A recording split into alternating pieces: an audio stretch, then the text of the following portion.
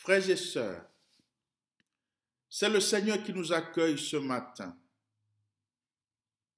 Que vous soyez en présence ou que vous soyez assis derrière vos écrans pour vivre cette célébration, oui, c'est lui qui nous accueille en ce 4e dimanche de Carême. Savez-vous que vous allez entendre une parole bouleversante comme Nicodème, ce docteur de la loi?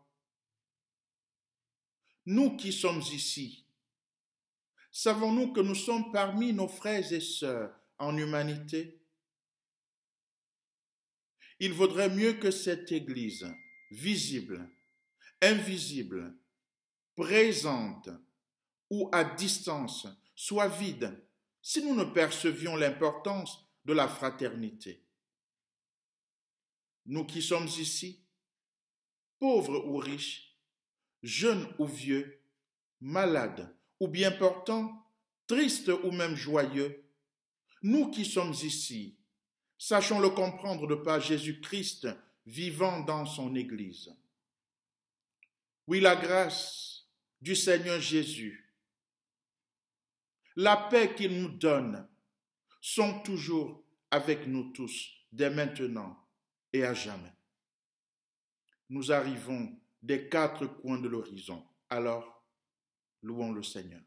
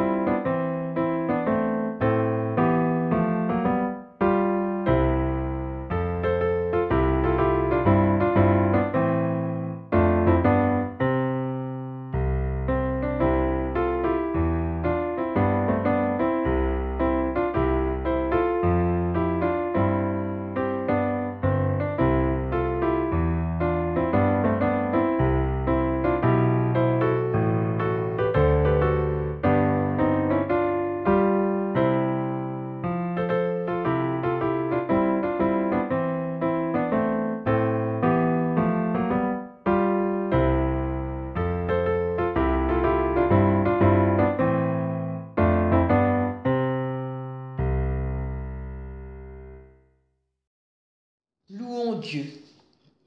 Bénis le Seigneur Dieu, créateur du monde, qui donne et conserve la vie au monde, qui nous aime et nous fortifie.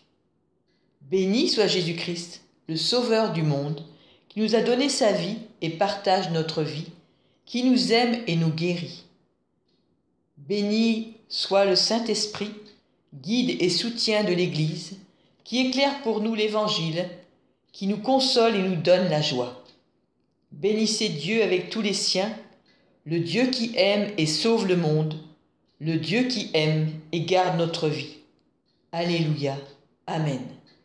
Et chantons-le au cantique 44-11, les strophes 1 et 3. Entre tes mains, j'abandonne.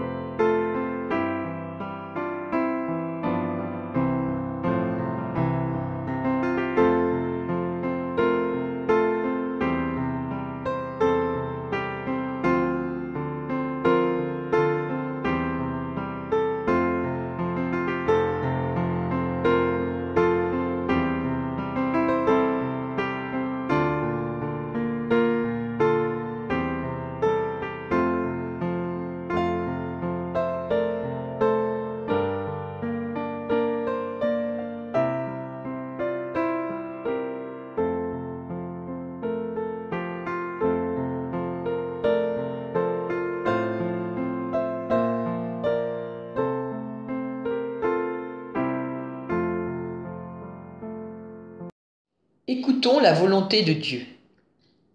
Vous avez entendu qu'il a été dit aux anciens, « Tu ne tueras point, et celui qui aura tué sera jugé par le tribunal. » Mais moi je vous dis, celui qui se met en colère contre son frère sera jugé par le tribunal. Vous avez entendu qu'il a été dit aux anciens, « Tu ne commettras point d'adultère. » Mais moi je vous dis, quiconque jette sur une femme un regard de convoitise a déjà commis avec elle adultère dans son cœur. Vous avez entendu qu'il a été dit aux anciens, « Tu aimeras ton prochain et tu haïras ton ennemi. » Mais moi je vous dis, aimez vos ennemis et priez pour ceux qui vous persécutent.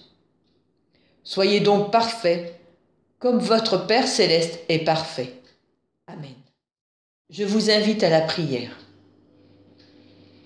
De notre indifférence et de notre ingratitude à ton égard, comme de tout oubli de tes commandements, délivre-nous, Seigneur.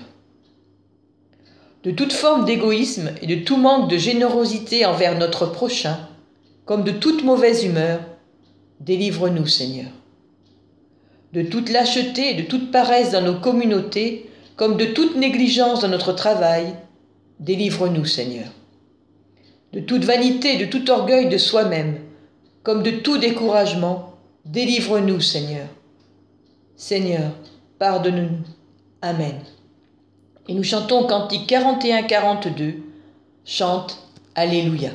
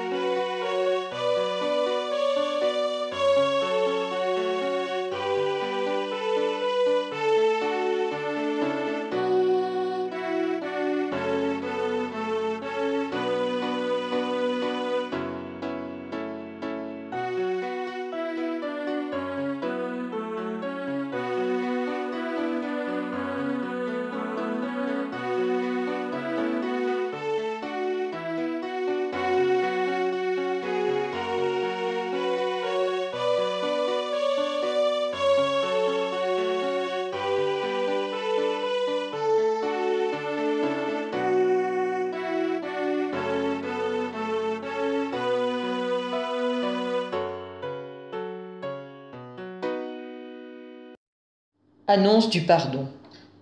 Voici les paroles de grâce. À celui qui a soif, dit Dieu, je donnerai de l'eau de la source de vie, et je la donnerai gratuitement. Dans notre monde où tout s'achète et tout se vend, où l'homme s'étonne et suspecte quand il reçoit gratuitement, j'annonce aujourd'hui l'évangile de Jésus-Christ qui nous délivre de nos servitudes, de nos fatalités, de nos craintes, et nous appelle à une vie nouvelle. Que Dieu nous mette au cœur l'assurance de son pardon et qu'il nous donne de marcher vers son royaume. Amen. Et nous chantons notre reconnaissance à Dieu avec le cantique 44-11, la strophe 4, « Entre tes mains, j'abandonne ».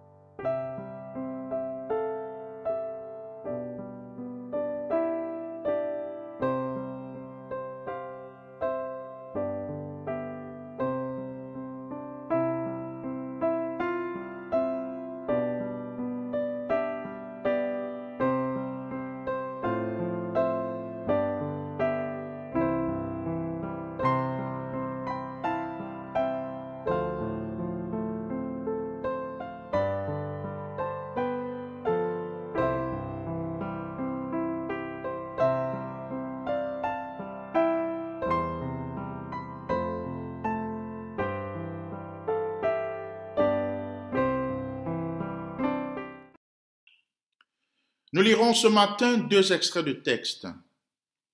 Dans le livre de 2 Chroniques au chapitre 36, les versets 14 à 23, et l'Évangile selon Jean au chapitre 3, les versets 14 à 21.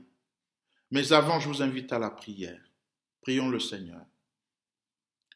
Dieu notre Père, avant d'ouvrir les Écritures, nous invitons ton Saint-Esprit à nous visiter, afin que cette parole que nous allons entendre, Seigneur, puisse être méditée au plus profond de nos cœurs.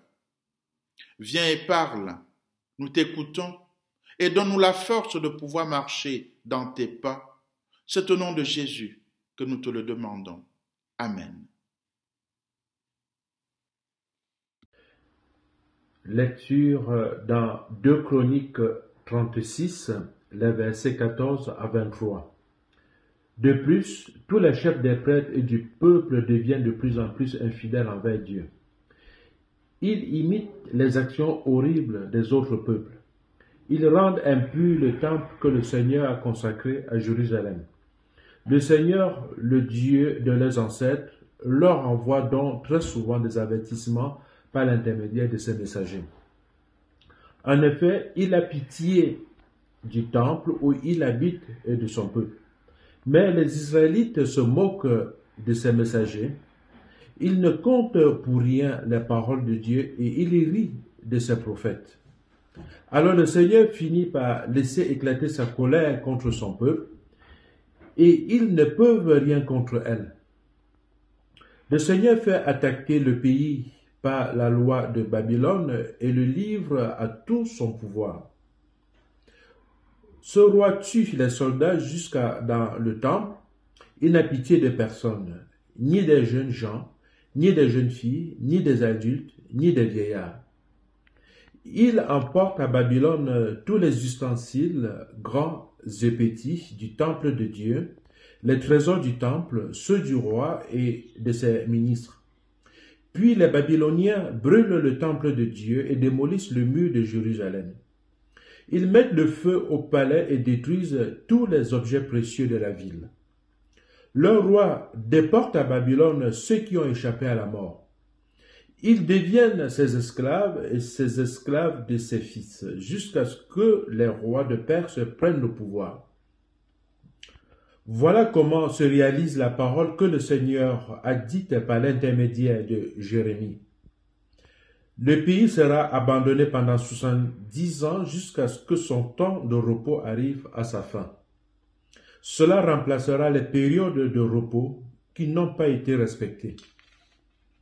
La première année où Cyprus, roi de Perse, est roi de Babylone, le Seigneur décide de réaliser la parole qu'il a dite par l'intermédiaire du prophète Jérémie.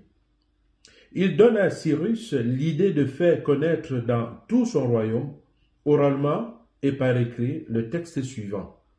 Voici ce que déclare Cyrus, roi de Perse. Le Seigneur, le Dieu qui est au ciel, a mis sous mon pouvoir tout le royaume de la terre. Il m'a chargé de lui reconstruire un temple à Jérusalem, dans le territoire de Juda. Tous ceux parmi vous qui appartiennent à son peuple, qu'ils retournent à Jérusalem. Que le Seigneur leur Dieu soit avec eux. Amen. L'Évangile selon Jean, chapitre 3, versets 14 à 21, au nom de Jésus.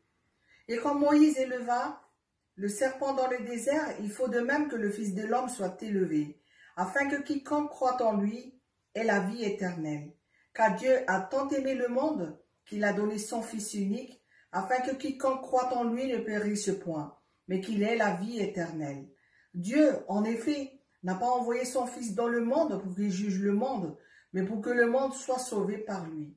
Celui qui croit en lui n'est point jugé, mais celui qui ne croit pas est déjà jugé, parce qu'il n'a pas cru au nom du Fils unique de Dieu. Et ce jugement, c'est que la lumière étant venue dans le monde, les hommes ont préféré les ténèbres à la lumière, parce que leurs œuvres étaient mauvaises. Car quiconque fait le mal est la lumière, et ne vient point à la lumière, de peur que ses œuvres ne soient dévoilées. Mais celui qui agit selon la vérité vient à la lumière, afin que ses œuvres soient manifestées, parce qu'elles sont faites en Dieu. Amen.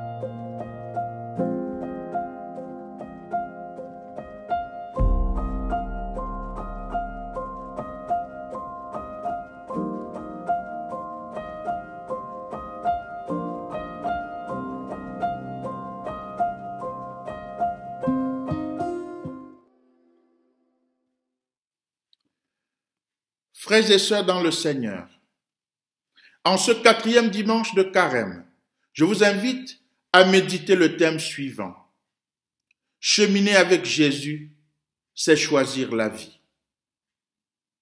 C'est un peu le prolongement du message de dimanche dernier, lorsque Jésus chasse les marchands du temple, les commerçants de la grâce de Dieu. Cette idée se prolonge dans les textes de ce matin.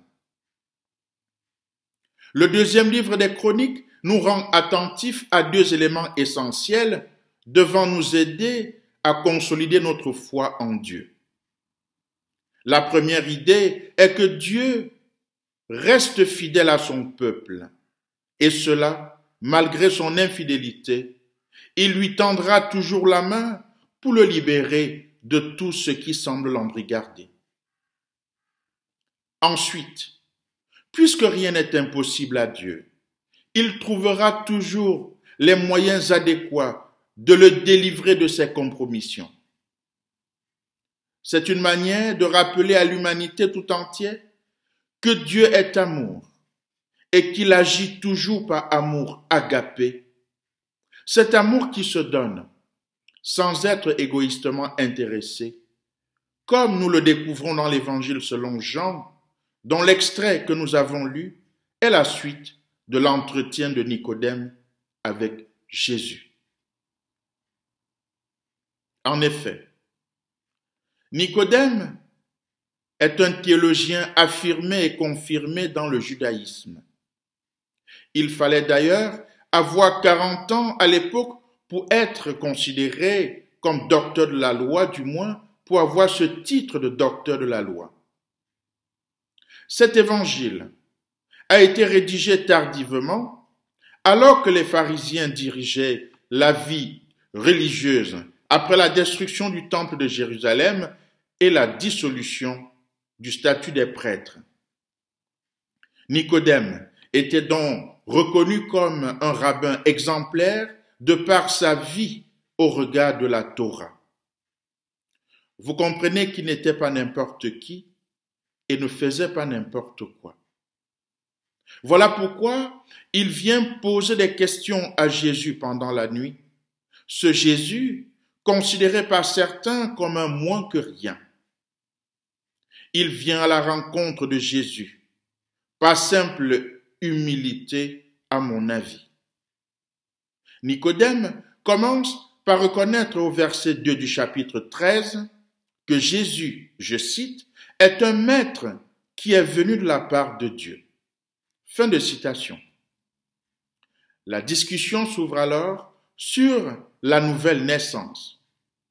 L'intervention de Jésus, ce rabbi particulier, va presque traumatiser l'expert Nicodème.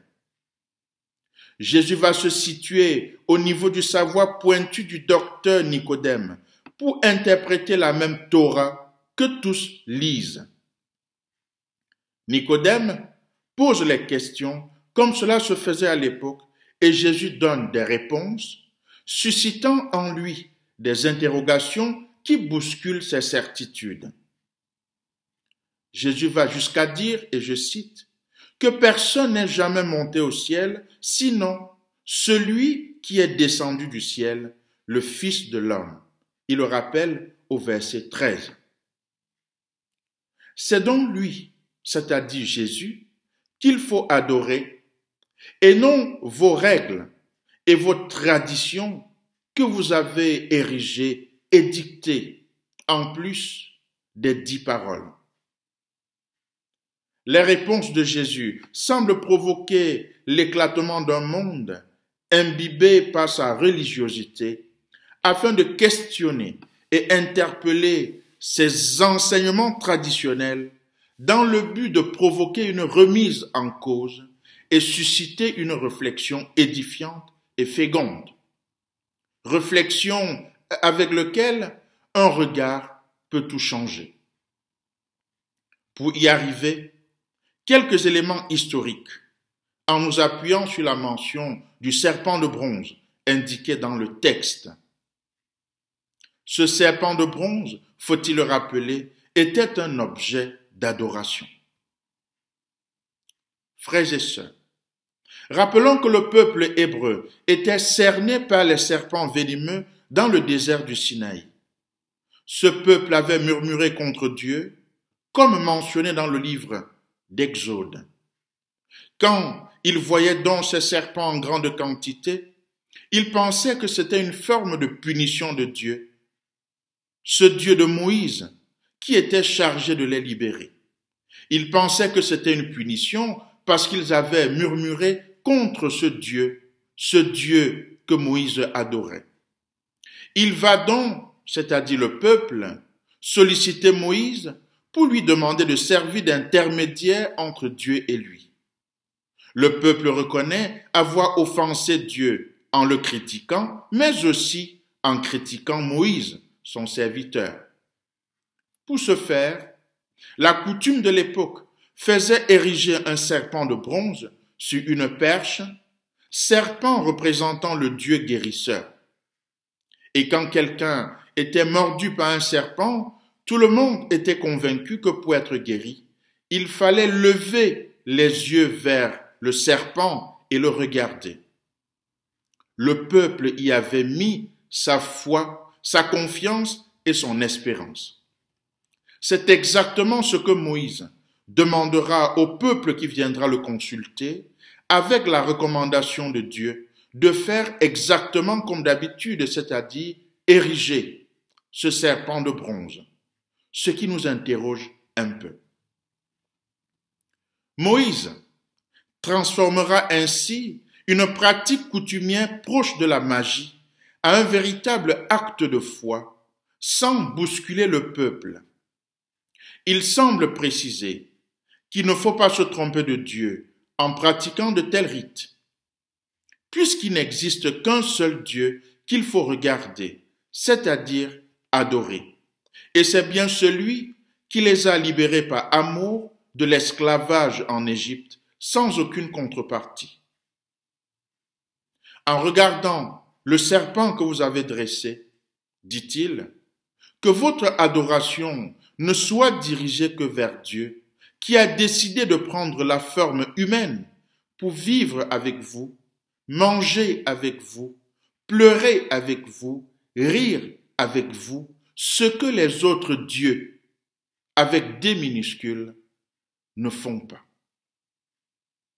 C'est ce qui justifie les versets 14 et 15 du récit. Je cite, « Dans le désert, Moïse a placé le serpent de bronze en haut d'un poteau devant tous. De la même façon, le Fils de l'homme doit être placé en haut devant tous. Ainsi, tous ceux qui croient en lui auront la vie avec Dieu pour toujours. » Fin de citation. N'est-ce pas une manière de nous rappeler que choisir la vie, c'est croire en ce Jésus dont la puissance se manifestera sur la croix? Peuple de Dieu, l'amour de Dieu pour le monde est premier et inconditionnel. Cet amour ne s'impose pas. Il offre au contraire la liberté de choisir ce que l'on souhaite faire de sa vie, en lien avec Jésus, dont la gloire sera manifestée sur la croix. C'est un appel individuel à rentrer en nous dans une introspection personnelle pour mesurer les risques à prendre et les conséquences réelles qui en découlent. Pour l'évangéliste Jean, l'amour de Dieu s'est manifesté par un choix radical à faire. Ce choix est indiqué au verset 16. Dieu a tant aimé le monde qu'il a donné son Fils unique. Ainsi, tout homme qui croit en lui ne périra pas, mais il obtiendra la vie éternelle. En insistant sur le verbe croire, pistéo en grec, nous sommes invités à avoir une intime conviction, une confiance inébranlable qui fait face à nos doutes quotidiens et toujours justifiée parfois. Voilà pourquoi, en faisant un rapprochement entre le serpent de bronze élevé dans le désert et sa future élévation sur la croix, Jésus attire notre attention sur le lien entre l'Ancien Testament et le Nouveau Testament.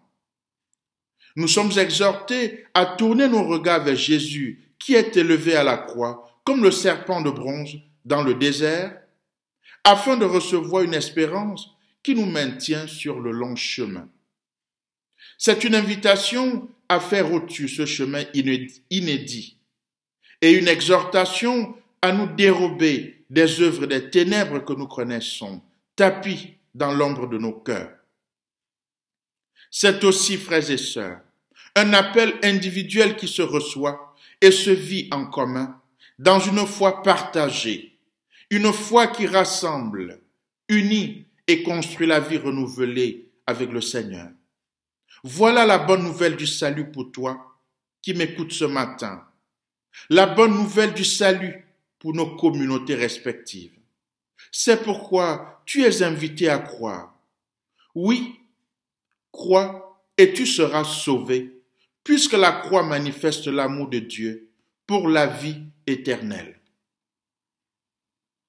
Bien-aimé en Jésus-Christ, la croix du Christ est le lieu de manifestation de l'amour de Dieu envers l'humanité.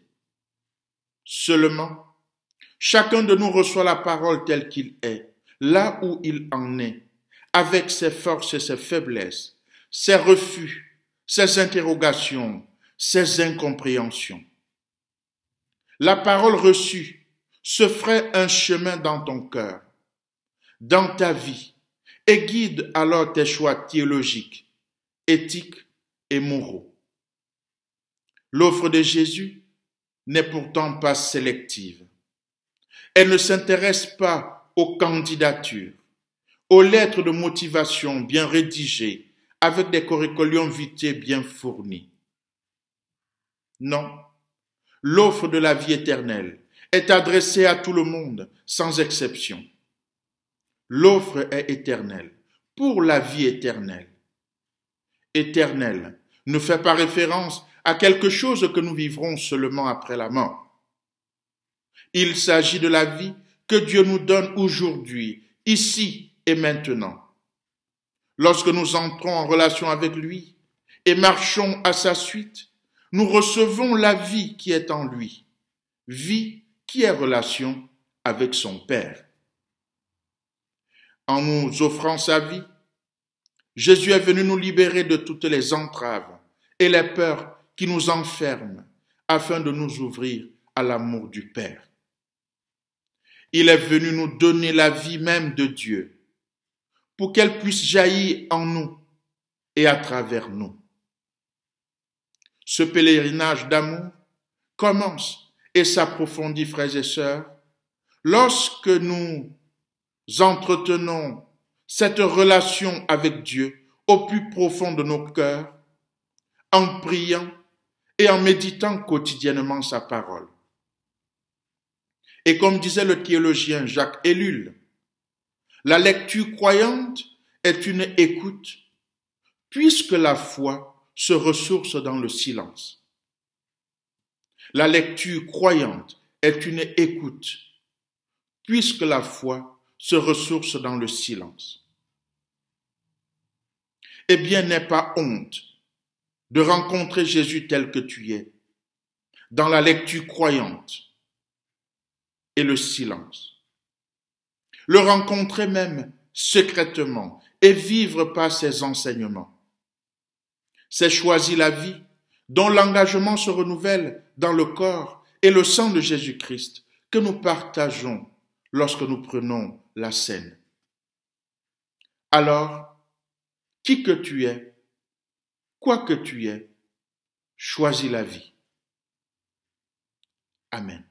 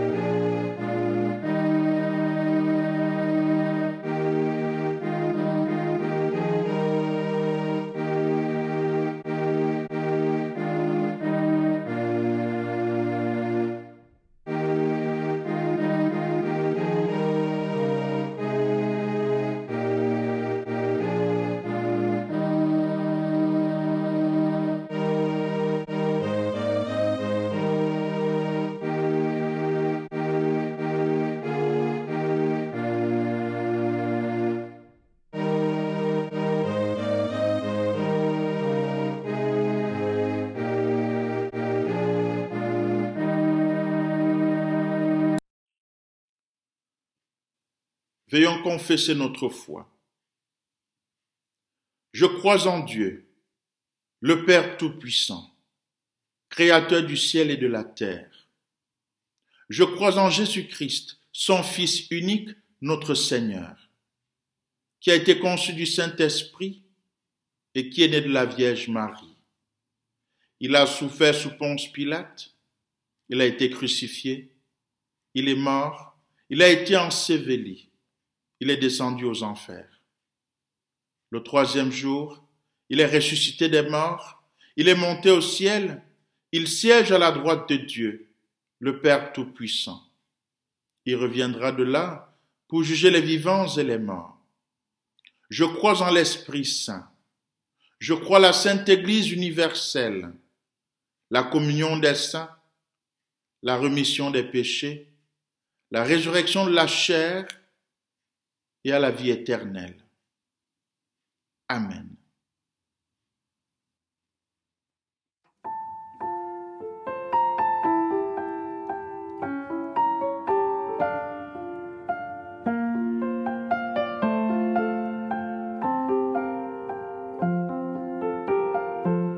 J'ai soif de ta présence, divin chef de ma foi, dans ma faiblesse immense, que ferais-je sans toi? Chaque jour, à chaque heure, oh j'ai besoin de toi. Viens Jésus et demeure auprès de moi. Chaque jour, à chaque heure, oh j'ai besoin de toi. Viens Jésus et demeure auprès de moi.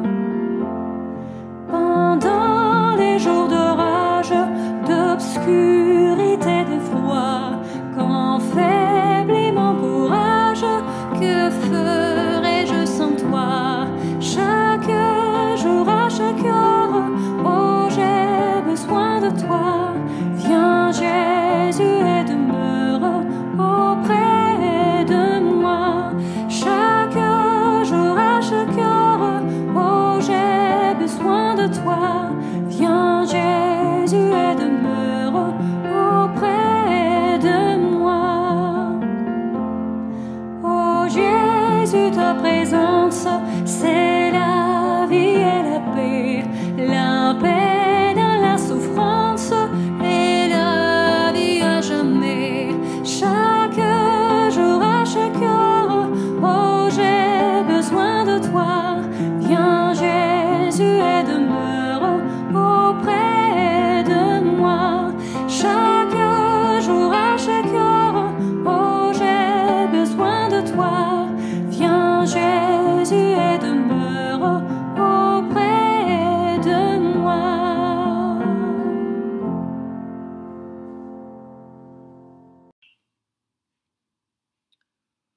Je vous invite, frères et sœurs, à la prière d'intercession. Prions les uns pour les autres. Dieu notre Père,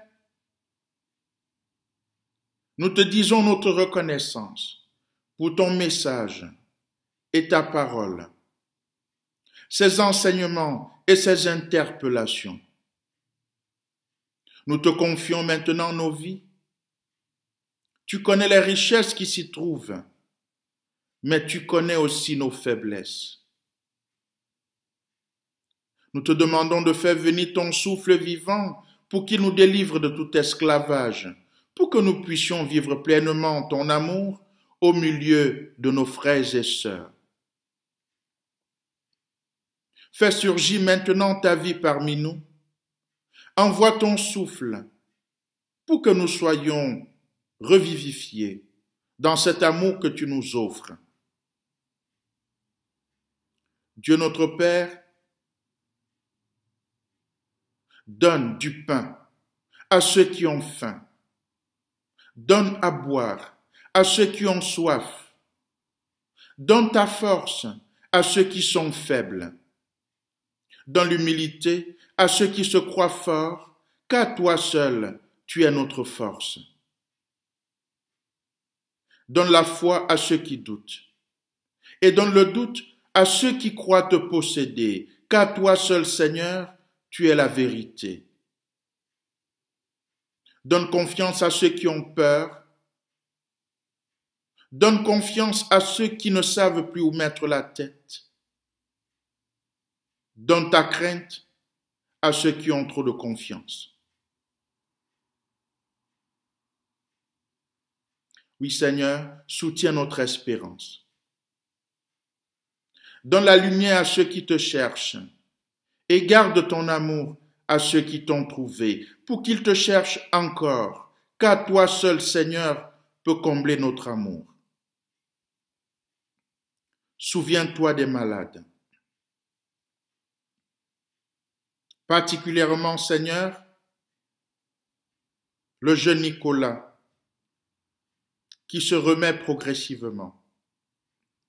Pour ta servante Paulette, qui se remet également, Seigneur, nous voulons te rendre grâce.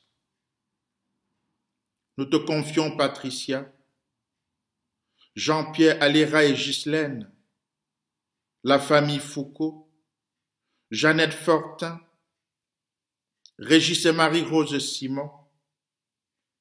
Nous te confions Mireille. Oui, Seigneur, souviens-toi de Sébastien, d'Augustine. Ne les abandonne pas, Dieu de grâce. Garde en ta présence Olivier. Et souviens-toi de ceux et celles que tu invites à ton service. Nous te confions les pasteurs, de près ou de loin, y compris ceux et celles qui sont en retraite. Soutiens-les et garde-les. Nous te confions les veuves de pasteurs. Que rien ne puisse ébranler, Seigneur, la joie que tu leur donnes d'être à ton service.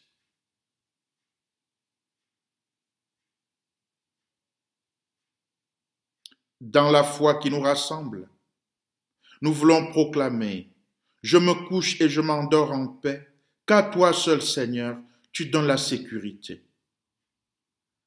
Voilà pourquoi nous résumons le reste de nos requêtes dans ce concentré modèle que tu nous as appris en disant: Notre Père qui es aux cieux, que ton nom soit sanctifié, que ton règne vienne, que ta volonté soit faite sur la terre comme au ciel. Donne-nous aujourd'hui notre pain de ce jour. Pardonne nos offenses, comme nous pardonnons aussi à ceux qui nous ont offensés. Ne nous laisse pas entrer en tentation, mais délivre-nous du mal, car c'est à toi qu'appartiennent le règne, la puissance et la gloire pour les siècles des siècles. Amen.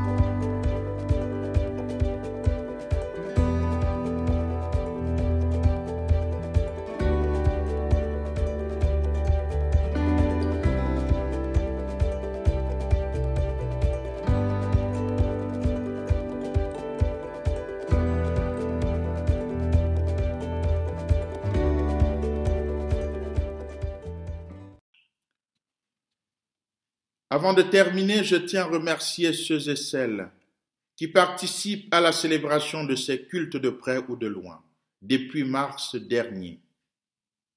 Merci aussi aux techniciens, et ce matin particulièrement à Marine, qui a pris la suite de Marie-France. Merci également à vous, qui suivez ces cultes de près ou de loin, qui prenez le temps de méditer avec nous, malgré la distance.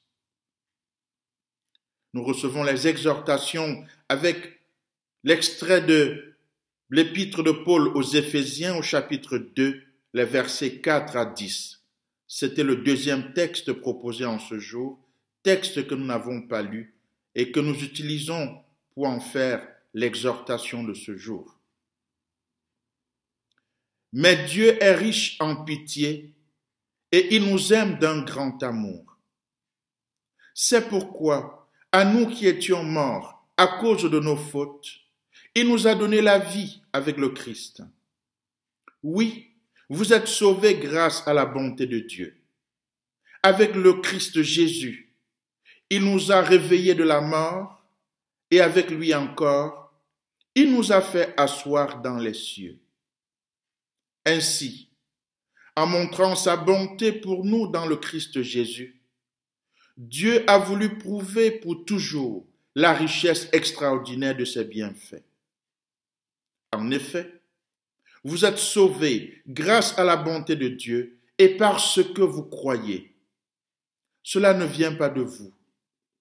C'est Dieu qui vous donne le salut. Ce salut ne vient pas de vos actions à vous, dont personne ne peut se vanter. Oui, c'est Dieu qui nous a fait. Il nous a créés dans le Christ Jésus pour que nous menions une vie riche en actions bonnes. Et ces actions, Dieu les a préparées pour que nous les fassions. Eh bien, frères et sœurs, choisis la vie. Que la grâce du Seigneur Jésus inonde vos cœurs et vous garde sur le chemin de la foi, au nom du Père, du Fils et du Saint-Esprit. Amen.